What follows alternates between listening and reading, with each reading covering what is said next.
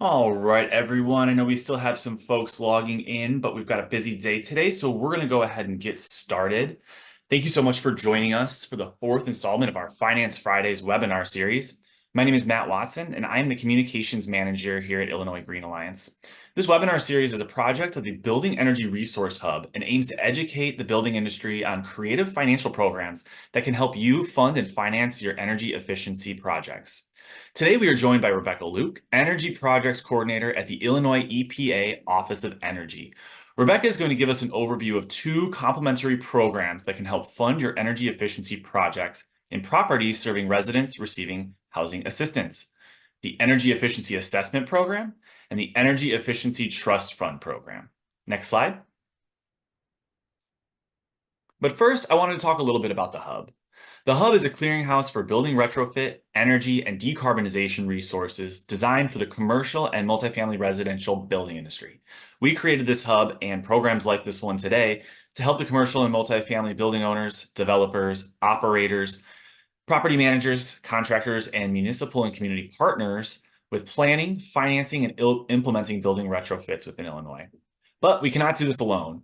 The Building Energy Resource Hub is a project hosted by Illinois Green Alliance, but in partnership with many really great partners, including ComEd Energy Efficiency Program, Elevate, the Illinois Climate Bank, and the City of Chicago.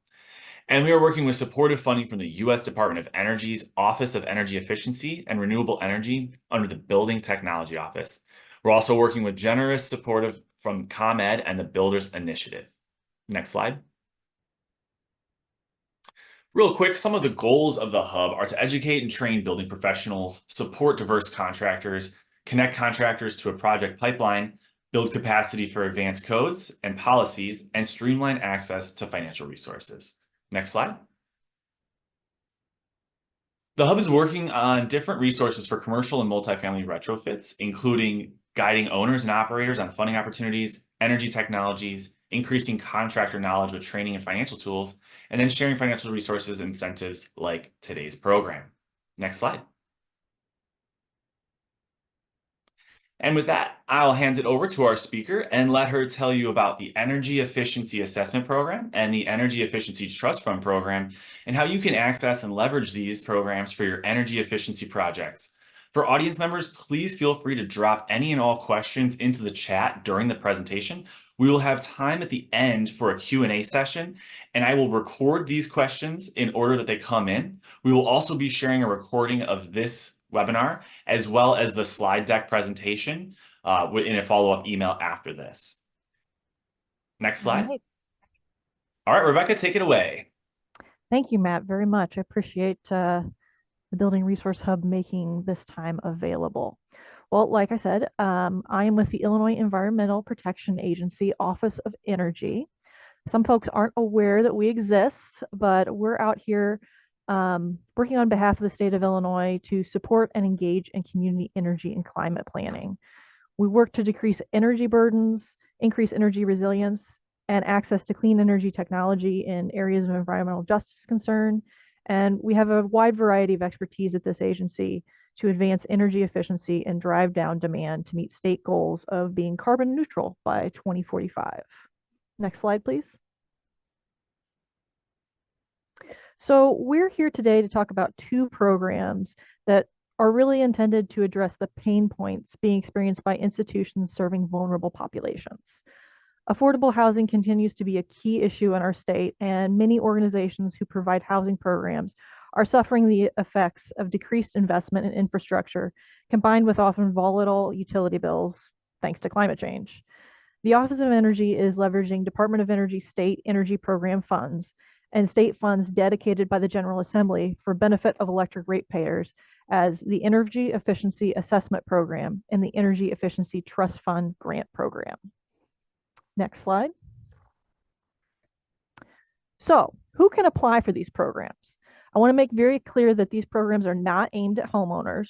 We're looking for public housing authorities, units of local government, or nonprofit organizations that manage properties serving residents that receive some form of housing assistance.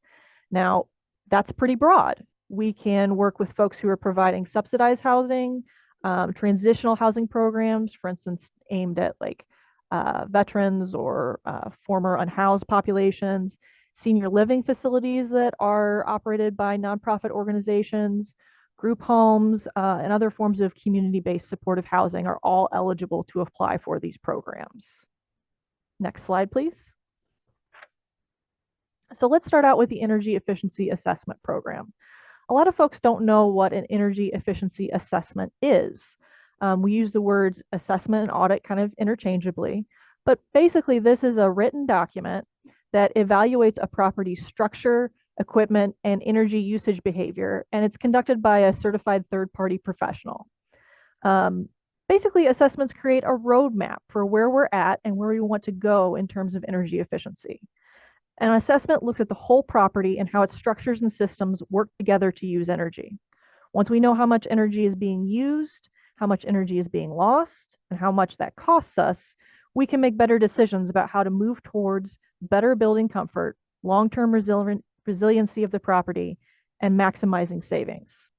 Assessments usually include, at minimum, an analysis of the utility bills or usage data that's available, a walkthrough by the professional evaluator that looks at the property performance and results in a written report that includes recommendations for property upgrades that reduce energy usage or loss. Now, some assessments can include usage of tools such as an infrared gun to evaluate cold spots in the property where maybe insulation is degraded. They'll perform diagnostic tests on furnaces or other mechanical systems. They might even do a blower door test to pinpoint air leakage in the building envelope.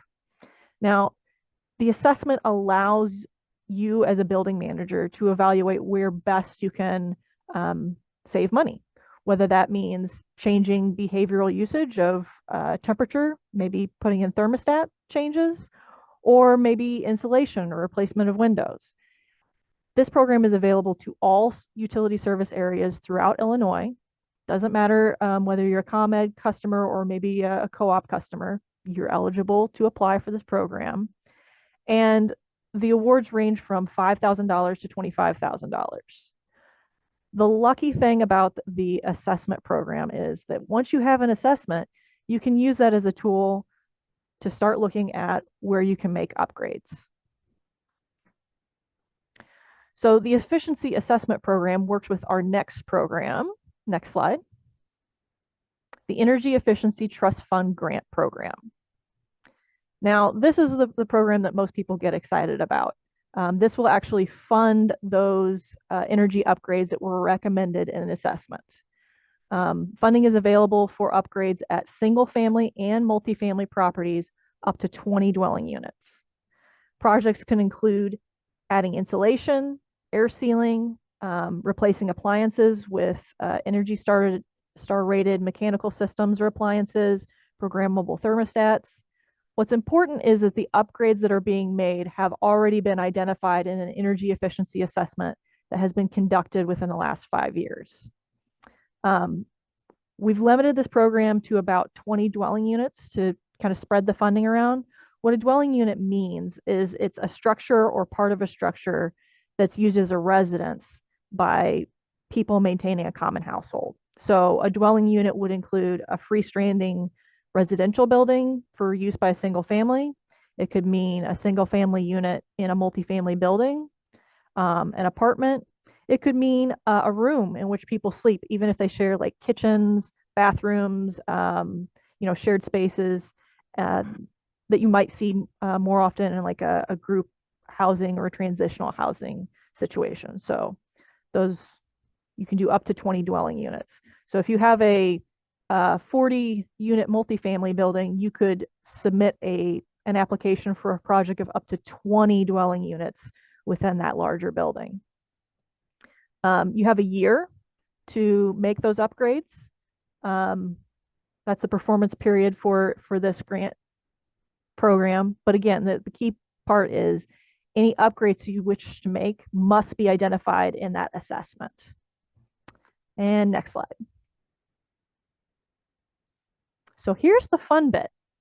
I know a lot of organizations are used to, they have to scramble to get an application in by a certain deadline. This is a rolling application period. We're making awards first come, first serve, because this is non-competitive. If you meet all the eligibility criteria and I have funds still in these programs, you will receive an award. Um, Certainly encouraging people to apply as early as possible to ensure that they receive a full award, but as long as there are funds still in the program or until when this when these funds expire in March of 2025, we're trying to get the dollars out the door. The other nice thing about this is that a lot of organizations are used to having to receive funds on a reimbursement basis. We're giving you money up front. Payment is made to the grantee based on invoices that you provide to us. And then after you receive those funds and have made the payment out to contractors, you just have to provide a proof of payment that was made back to IEPA. So for instance, I have an award that was made where they're replacing exterior windows and doors and doing all new air sealing on this home. They've already got an estimate from a contractor. That is what they provide to me here at IEPA. We go ahead and remit the funds. That way, the organization doesn't have to try and front that money. I think that's a really helpful piece, especially working with smaller organizations that don't have, the budget necessary to front funds for some of these often complex projects. Okay, next slide, please. All right, this slide shows you kind of the basic grant process from the original notice of funding opportunity to implementing the award. You can see that the notice of funding opportunity is the formal announcement on the availability of funding and contains the details of eligibility and application instructions. Application period for these programs will close March 1st, 2025, or when all the funds have been expended. Grant applications are reviewed as they are received. Again, it's just an eligibility review. So as long as you are meeting all the criteria set out in the notice of funding opportunity, and we have funds, you will get an award. It takes about 30 days for the review process to be complete. We're trying to make that window smaller, but you should anticipate that. Then once we've selected applicants that will receive an award, you get a notice of state award that's issued prior to an award agreement being made between the grantee and IEPA. No project work can occur prior to the receipt of an award agreement signed by both parties. So it can take up to 45 days from the date of the notice of state award to the issuance of a draft agreement. You can't do any work until we have that signed draft agreement.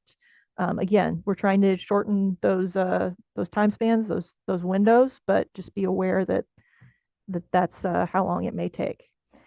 After we have an award agreement, you can start project activities, and then you're also responsible for doing reporting back to IEPA based on a schedule laid out in the award agreement. All right, next slide. Okay, so I'm sure many of you are familiar with a notice of funding opportunity. I've gone ahead and put a screenshot from the trust fund up there on the slide right now. But basically, this first page is kind of a summary, gives you basic information about the awarding agency, any opening and closing date, award range, and whether or not there is a match required from the applicant. We have a rolling application period for these two programs, so you're only going to see that March 1 date out there. I am encouraging folks to apply early because funds may go quickly as we receive, applications all at once. And then please pay attention to this match requirement. There is no match required for the assessment program. There is a small percent match of the total award for the trust fund program. Next slide, please. Now, as part of the notice of funding opportunity, you will have this lovely little kind of checklist, criteria checklist that's probably the first thing that you should be looking to fill out. For the assessment program, it's pretty straightforward. Is the property in Illinois? Is it managed by one of the eligible entities we talked about earlier? Um, are you providing uh, housing assistance, residential housing assistance to folks? And then have you checked with your local utility to see if you can get an assessment through one of their programs? Folks in ComEd and Ameren areas, sometimes there are funds available to provide an energy efficiency assessment, excuse me, through those utilities. Um, we just ask that you give them a phone call and see if you're eligible. You may not be, but just check that for us so that we can make sure that we're spreading funds around. Again, no match requirement. And then the final portion there is our GATA criteria. Fairly straightforward. If you're registered with sam.gov already, or take the opportunity to go ahead and do that, check and make sure that your organization or your city is not on a stop pay list with the state of Illinois. Even if you are under sanction because of other grants out there with the state of Illinois, you can still apply. Just let us know, prior to submitting an application so we can start the process of working through those hurdles. Next slide, please. Okay, for the trust fund, slightly more complicated. We want to make sure that you already have an energy efficiency assessment done. Again, the idea being that you stack these programs. You have an assessment conducted, whether you have a third party, your utility pays for it, you take advantage of the assessment program, and then you apply for the trust fund so that you can make those improvements, make those upgrades at these properties. So you will have to submit a copy of the energy efficiency assessment with your application as part of the Energy Efficiency Trust Fund. And the project activities that take place for the trust fund have to be written into the assessment. So I'll give you a great example. I had an applicant who has since received an award. They had an older development that had not had any infrastructure investment since the time it was built. They had received an assessment that recommended air sealing so that they weren't losing as much energy from heating and cooling.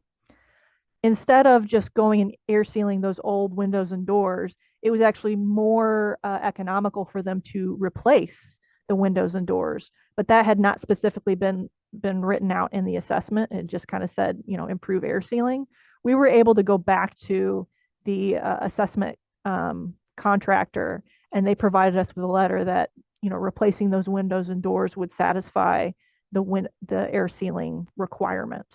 So sometimes we can kind of backdoor it in there, as long as the upgrades you're making are written out in the assessment or materially relevant to what is written out in the assessment. For the trust fund, again, there is a small match requirement that's found on page 5. And then please make sure you're looking at that GATA criteria. Make sure that you have gone out to the grants.illinois.gov and done all the pre-qualification requirements. Next slide. So this very briefly looks at what is required within the energy efficiency assessment. We've had some folks reach out and are like, oh, do we have to have schematics for, replacing mechanical systems? No. We do not need any drawings or schematics, but what's most important is that there's a detailed inventory of the current systems in place. Electrical, your building envelope, mechanical systems. Needs to include an analysis of energy usage, bills for the property, and then an estimate of kilowatts saved within that written document. Finding a qualified energy efficiency assessment service provider can be fairly easy. We often direct folks to work with their region's weatherization program for referral.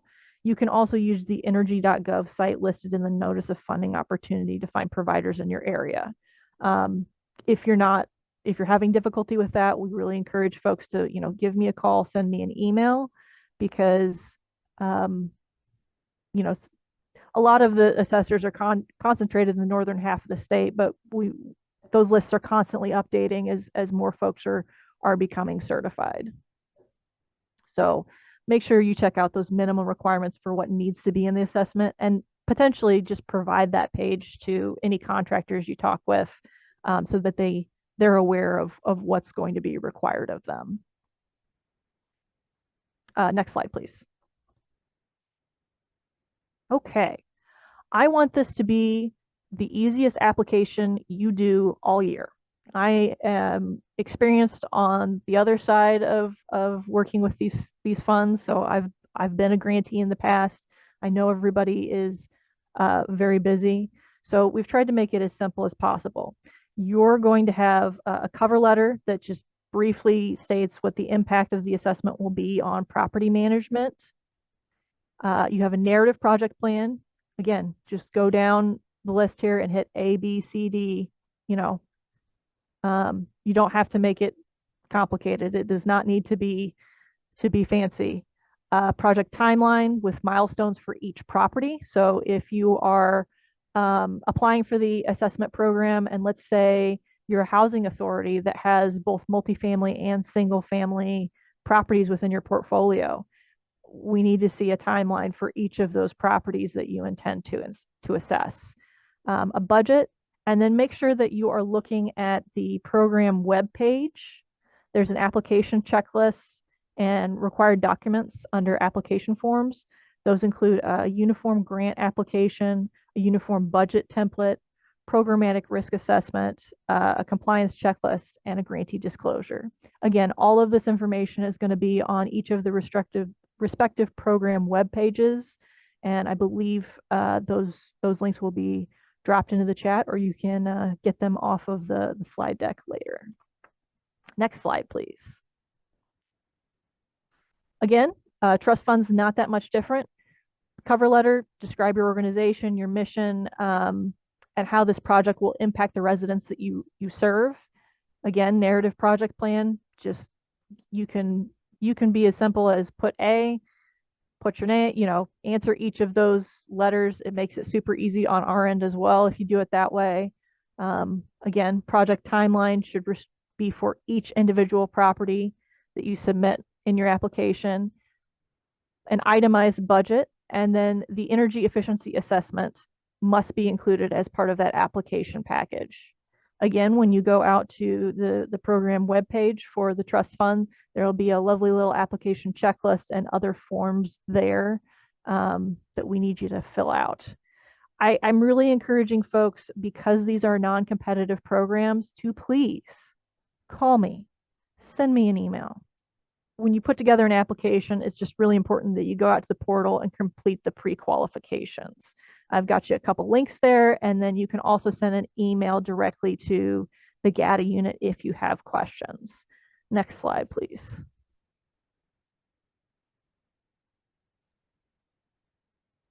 Next slide. Oh, there we go. Okay, so this is the grantee pre-qualification requirements. To assist with the GATA documents, please make sure you go in and download the Easy Links form. You'll find a list of all the required documents that have to be submitted, when they have to be submitted, and that includes the GATA budget template. You'll be given a unique entity identifier, the UEI, through sam.gov, and that's a really important part of the application, as well as the internal control questionnaire. So all of that is located out on the GATA portal. Again, if you have any issues, you can reach out to GATA directly or reach out to me, and we'll get you taken care of. Next slide. Okay, wrapping up. So here's a couple quick tips. Take some time, go read the notice of funding opportunity. That's your Bible for each of these programs. It provides all the details, not only as far as what's required of you, but also links and resources to where to get things like finding contractors for the energy efficiency assessment, details on what needs to be included in that assessment, examples of different types of projects that are eligible underneath the trust fund program. Please apply early. These are first come, first serve programs. So I'm starting to see more applications trickle through as word gets out, and we want to make sure we can get you a fully funded award. So reach out early, and we'll definitely put those dollars to work. The links have probably been put in the chat. But again, if you need assistance, you can head out to the EPA webpage and click on Office of Energy. Check those program web pages for any updates, including how much funding is left in the programs. All the documents you need to submit are included on those pages. Communicate with me. Like I said, happy to talk to folks and walk them through the process, and then prepare. Take photos of the properties that you're going to be assessing or making upgrades to. Those are going to be really valuable, not only for reporting to EPA on the status of your award, but for talking with stakeholders, talking with your residents about, hey, these are the changes we're making and how they're going to benefit you. That visual aspect really helps communicating the value of investing in the resiliency of these energy efficiency upgrades. Next slide. Here's my contact information. There's our program pages. Like I said, I'm usually in the office and happy to pick up the phone and talk. Try to get back to people by the next business day. Let's have a conversation. So many organizations out there have a variety of different buildings and different situations. I really want to meet you where you're at. So please reach out and let's see if we can put some of these dollars to work and improve energy efficiency for your organization. Thank you guys so much. Thank you, Rebecca. We really appreciate you going over those details of the program so our audience can help get a little bit of understanding of how those work and how they can access those and leverage those for their future projects. We have some questions in the chat, so I wanted to switch to our Q&A portion.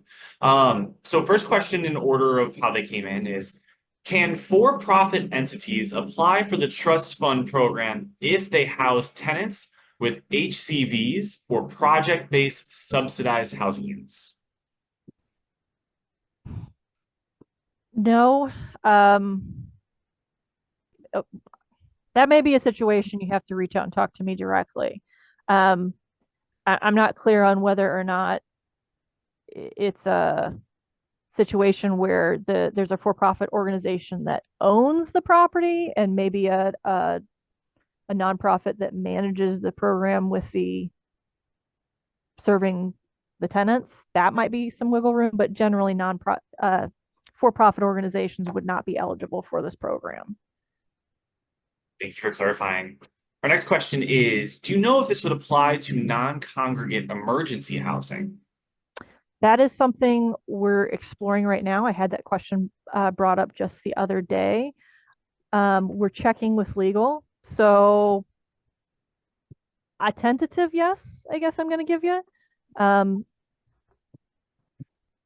As long as the organization is the one that's paying the electrical bill for the property. That's a key part of the language in the statute that funds the trust fund.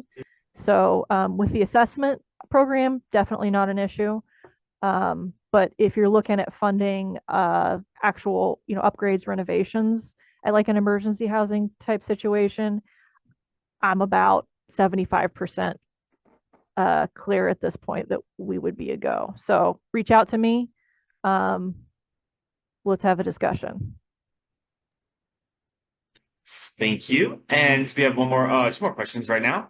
So first one is, do the projects need to be completed in 2025? You have a year from the date we sign an agreement. So let's pretend you sign an agreement, right before that March 1st deadline. Let's say it's like February 28th of 2025. You would have until February 28th of 2026 to complete all the renovations, all the upgrades. You have a 12-month performance period. I just can't make any awards after that 2025 date. So.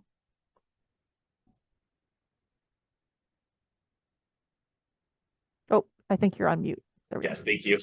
Final question we have in the chat so far is there any funding available for nonprofit organizations for their own facility upgrades? They do provide temporary housing, but they don't own or manage properties themselves. I am not aware, these two programs would not be able to address that. I am not aware of anything within my own office, but I do know that there has been discussion about offering those funds in the future. That's good to know. And to tack on to that, I would let me drop in the chat the Hub's education program page. We do have other, not only other opportunities through Finance Fridays, but we have a Save Energy, Save Money webinar series that we did with ComEd that also makes funding available for energy efficiency upgrades. So I will drop that in the chat as we're going on to our next question, because that might be helpful for your question there. But next question is, what does compliance and reporting look like for the trust fund program? As far as reporting, it's a quarterly report that needs to be submitted, and it'll basically include, which of your deliverables milestones have you met at that juncture, um, you know, inclusion of invoices that have been submitted up to that point, any communication with residents as well. There's like an outreach plan to educate folks who are impacted by any renovations that needs to take place. So it's fairly straightforward. Again, all of that is laid out in the award agreement. So if the grantee has concerns about being able to meet those reporting requirements, we can certainly discuss and adjust as needed. And are these projects subject to Davis-Bacon? I'm not sure what that means, but maybe you do. I don't want to say yes or no. I think I need to check with legal on that. The trust fund, which is the projects, the actual like renovations, is actually state funds. So I don't want to give you an answer that I'd have to backtrack. So I can certainly find out a solid answer and put that in our facts and questions document that is located on the trust fund webpage. Really encourage folks to go out and read that too, because it does seem we get more questions about the trust fund because again, folks are excited about making renovations. But I will certainly follow up with that. And if shoot me an email, like I said, I'll follow up. Excellent. No more questions in the chat, but I just wanted to give anyone else an opportunity right now before we close out. If you have any more questions while we have Rebecca here, please feel free to speak up. In the meantime, I am going to post a survey in the chat here. Feel free to let us know how you thought today's education program was. We love to hear back from our audiences and tailor our future programs based on feedback. As I mentioned in the beginning of this presentation, we will be sending a follow-up email with a recording of this webinar, as well as a PDF of the PowerPoint itself. So all the additional links in here, as well as Rebecca's contact information, will be available for everyone. I'll also put that separately in the email because, like Rebecca mentioned, this is non-competitive, so she is more than happy to work with you on getting your application ready and approved. Looks like we are all good. I just want to thank Rebecca again for joining us here today and thank all of our attendees for joining us here at our 4th installment of our Finance Fridays webinar series. We will be following up shortly, but please feel free to reach out to myself or Rebecca or anyone else here at Illinois Green with any questions you have about your energy efficiency projects. Thank you so much, everyone. Thanks, everyone. Have a great Friday.